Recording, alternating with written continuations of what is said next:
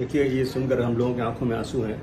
मैं नहीं बल्कि मेरा पूरा परिवार आज दुखी है। इसलिए दुखी है कि यही जगह है वो जहाँ नेताजी 1994 में आए थे, जब मुख्यमंत्री थे, जब मेरे पे एक आरोप था बम ब्लास्ट का और मैं जमानत पे छूट कर आया था सुप्रीम कोर्ट से।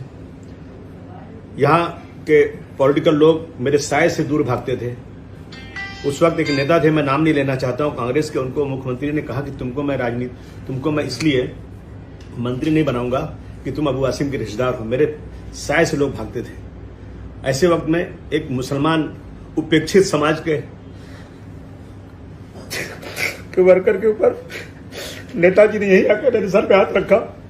लोगों ने मना किया कि मत जाओ उनके पास, वो आरोपी है बहुत बड़े केस का।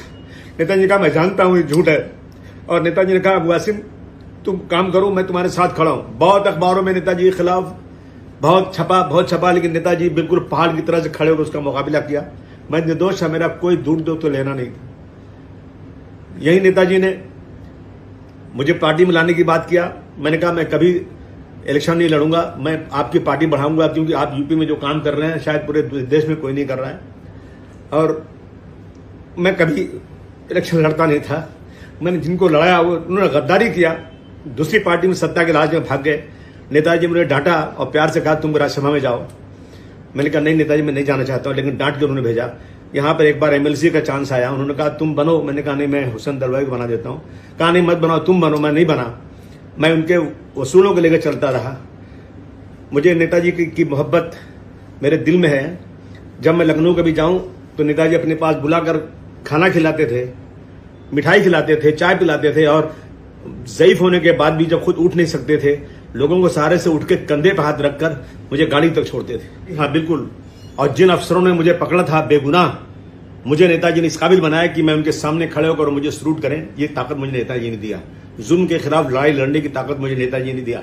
नेताजी समाज के सबसे आखिरी आदमी को, मैं एक बार बैठा था लखनऊ के ऑफिस में, भीड़ लगी हुई थी, नेताजी भाषण कर रहे थे, मुझे बुलाया उन्होंने, और सबसे कमजोर औरत जिसके पैर में चप्पल नहीं थी, गंदी साड़ी पहने हुए औरत, उसको बुलाया, बोलो तुम्हारा क्या काम है।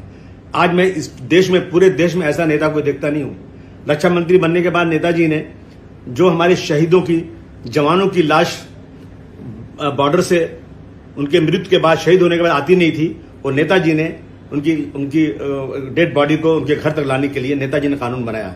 मैं समझता हूं कि आज के जमाने में ऐसा नेता नहीं है। सुभाष चंद्र बोस जी के बाद अगर इस देश में कोई नेताजी कहा जाता था तो मुलायम सिंह यादव कहे जाते थे। तो छूट गया। अभी नेताजी आए थे इस अस्पताल, ये मुकेश अंबानी जी के अस्पताल में आए थे। उन्होंने बेड पर सोए हुए तब अपनी बीमारी की हालत में मेरे हाथ को पकड़ा, 25 बार कम से कम 4-5 दिन के अंदर कहा कि तुम अबू आसिम, तुमको नहीं मालूम तुमको यूपी के लोग कितना चाहते हैं, तुम्हारा कद कितना बड़ा वहां है, तुम यहाँ छोड़ो, वहां आके काम करो, अखिलेश जी के साथ काम करो, तुम अच्छा बड़े नेता बनो। यानी उनकी हमेशा ये तमन्ना थी कि हम लोग आगे बढ़ें। तो नेताजी के निधन के बाद ये एक बहुत बड़ा जो है ना वैक्यूम हो गया है। मैं समझता हूँ ये वैक्यूम कोई पूरा नहीं कर सकता। आप तरीके से मुझे जाना है सैफई, लेकिन सैफई की कोई फ्लाइट नहीं है, इसलिए मैं लखनऊ जा रहा हूँ। लखनऊ से सीधा सैफई जाऊंगा।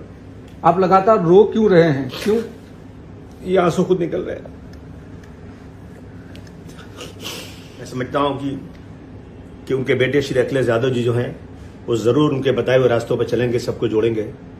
और जो एक वैक्यूम पैदा हो गया राजनीति में, अखिलेश जी देश के रहने वाले मजदूर, किसान मजदूर, अल्पसंख्यकों की आवाज बनकर उठे हैं और ताकत से उठाएंगे, ये मुझे पूरी उम्मीद है।